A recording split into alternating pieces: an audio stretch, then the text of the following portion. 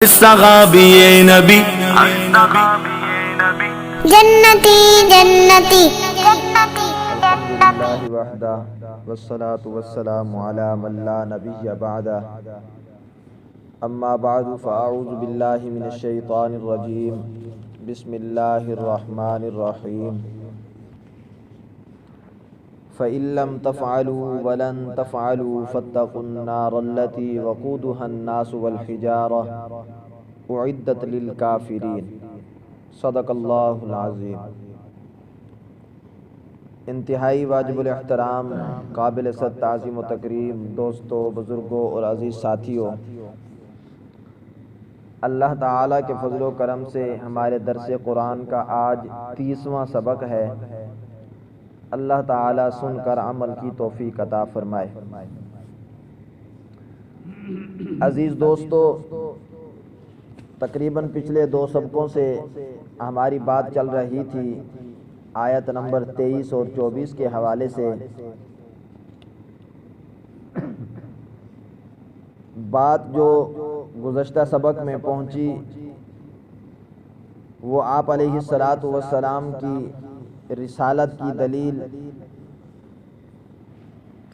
کے لیے جو اللہ تعالیٰ نے علمی معجزہ عطا فرمایا قرآن مجید، اس کے بارے میں بات چل رہی تھی کہ یہ معجز ہے اور ایسا معجز ہے کہ کوئی بندہ اس کی مثل نہیں لا سکتا۔ قرآن ایک زندہ معجزہ ہے جس کی مثل کوئی نہ لا سکتا ہے، نہ آج تک لا سکے گا۔ اس کی مثل لانا صرف مشکل ہی نہیں بلکہ ناممکن ہے۔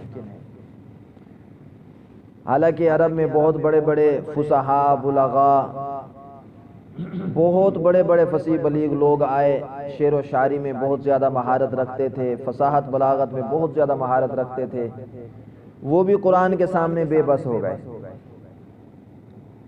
حتیٰ کہ ایک بہت بڑا فصیح عرب کا گزرا ہے جس کا نام سبحان وائل تھا۔ وہ سردار تھا، مکہ میں لوگوں کا وہ سردار تھا، اور وہ اتنا فصیح بلیغ تھا کہ جب کبھی وہ اپنی ضرورت کے لیے ایک جملہ بولتا تھا تو اپنی زندگی میں کبھی دوبارہ وہ جملہ نہیں استعمال کرتا تھا، اتنا فصیح بلیغ تھا۔ اب مثال کے طور پہ جو بات میں کر رہا ہوں دوبارہ یہی بات کرنی پڑے گی تو یہ الفاظ نہیں ہوں گے بلکہ الفاظ تبدیل ہوں گے، ان کا معنی وہ ہوگا۔ ہمیشہ وہ الفاظ کو تبدیل کر کر کے بات کرتا تھا، لیکن جب قرآن مجید اس کے سامنے آیا تو اس نے بھی اپنے ہتھیار گرا دیے اور کہہ دیا کہ میں قرآن کا مقابلہ نہیں کر سکتا۔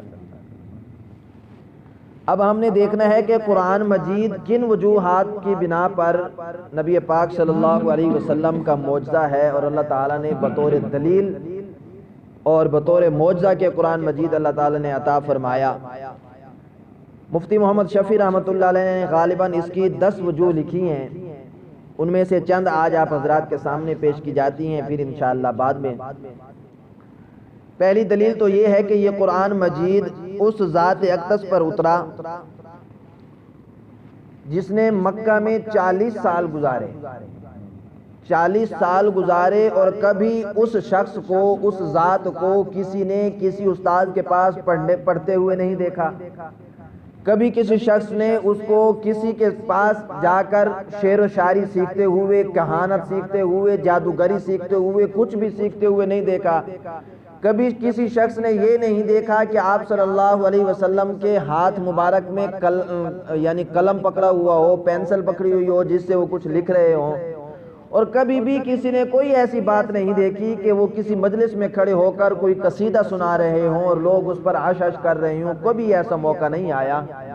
40 سال کے بعد اللہ تعالیٰ نے ایسا کلام ان کی زبان پر جاری کر دیا، ایسا کلام جاری کر دیا کہ جس کو سن کر بڑے بڑے فصیح بلیغ بھی ہاتھ چھوڑ گئے اور انہوں نے ہار مان لی۔ ایک تو یہ دلیل ہے کہ یہ قرآن مجید ایک امی شخص پر جس کو جس کا امی لقب ہے نبی پاک صلی اللہ علیہ وسلم کی ذات پر نازل ہوا، اور اس کی فصاحت و بلاغت نے جتنے بھی ماہرین فصاحت و بلاغت کے تھے ان کو حیران کر کے یہ دعویٰ کر دیا کہ کوئی ہے جو اس کی مثل پیش کرے، سارے عاجز آ گئے۔ اور اسی طرح ایک اور کہ ان سب فصیح بلیغ لوگوں کا اظہار کر لینا کہ ہم اس کا مقابلہ نہیں کر سکتے، ان سب کا اظہار کر لینا. ایک بندہ ہوتا ہے نا کسی کا مقابلہ کرنے کے لیے کھڑا ہوتا ہے اور جب وہ اس کا مقابلہ نہیں کر سکتا تو پھر وہ کہہ جاتا ہے کہ میں ہار مان گیا ہوں بھائی میری ہار ہے. تو اسی طرح ان سب کا اس بات پر اظہار کر دینا کہ ہم اس کا مقابلہ نہیں کر سکتے، یہ بھی قرآن مجید کے معجز ہونے کی دلیل ہے. کیونکہ بشری جو کلام ہوتا ہے، انسان کا جو کلام ہوتا ہے، اس کا تو کوئی بندہ کبھی نہ کبھی اس کا مقابل لا سکتا ہے. قرآن مجید بشر کا کلام نہیں ہے بلکہ اللہ تعالیٰ کا کلام ہے، اس لیے دنیا میں کوئی چیز بھی اس کا مقابلہ لانے سے، مقابلہ کرنے سے قاصر ہے. اس کی مثال جیسے عرب کے سرداروں میں سے سعد بن زرارہ ایک شخص تھے. انہوں نے آپ علیہ الصلوۃ والسلام کے چچا حضرت عباس رضی اللہ تعالیٰ عنہ کے سامنے اس بات کا اقرار کیا. کہنے لگے ہم نے خواہ مخواہ نبی پاک صلی اللہ علیہ وسلم کی مخالفت کر کے اپنے رشتے ناطے توڑ دیے، تعلقات ختم کر دیے. حالانکہ میں یقین سے کہہ سکتا ہوں کہ وہ اللہ کے سچے رسول ہیں اور جو کلام وہ لائے ہیں یعنی قرآن مجید جس کو وہ لائے ہیں وہ بشر کا کلام نہیں ہے، اللہ کا کلام ہے، اس لیے اس کا کوئی مقابلہ نہیں کر سکتا. اسی طرح قبیلہ بنو سلیم کے ایک شخص مسمہ بن نصیبہ، وہ آئے نبی پاک صلی اللہ علیہ وسلم کی خدمت میں اور آ کر قرآن مجید سنا. جب قرآن مجید سنا تو پھر آپ علیہ الصلوۃ والسلام سے چند سوالات کیے. آپ علیہ الصلوۃ والسلام نے ان کو ان کا تسلی بخش جواب دیا. جب انہوں نے جوابات سنے اور پھر متاثر ہو کر قرآن مجید سے انہوں نے کلمہ پڑھا، مسلمان ہوئے. اور پھر وہ جب گئے اپنی قوم کے اندر تو جا کر اس اپنی قوم کو کہا کہ میری قوم کے لوگوں سن لو ایک بات، میں نے بڑے بڑے فصحاء بلغاء کے کلام پڑھے، میں نے روم و فارس کے بڑے بڑے قصیدے پڑھے، بہت شعر و شاعری پڑھی.